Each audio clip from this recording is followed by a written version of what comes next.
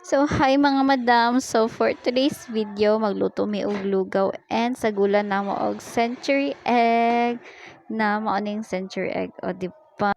Ignorante lang kayo, guys. So, mao ni siya. At hindi ko po alam, Your Honor, kung saan sa China galing ito. Char. So, abrihan na to ato tag kusina and tan-aw na to ating lugaw. Mao ni among manager. Among manager ang galuto. So, just contact us kung gusto niyo magpaluto sa among manager. Char. Back to century egg tag, guys. So, testingan na to ang pinatransition daw, be.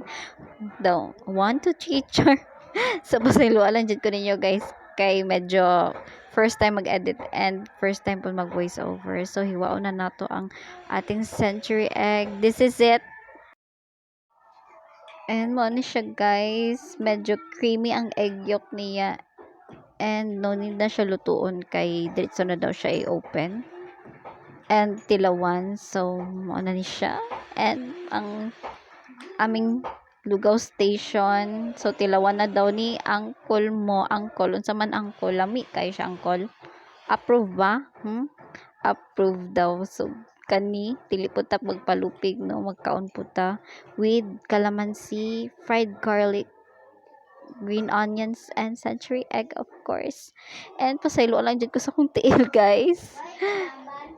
And ang lasa niya is lami jud kayo siya. Ang century egg, lami kayo siya isagol sa lugaw. Thank you sa sponsored. Bye!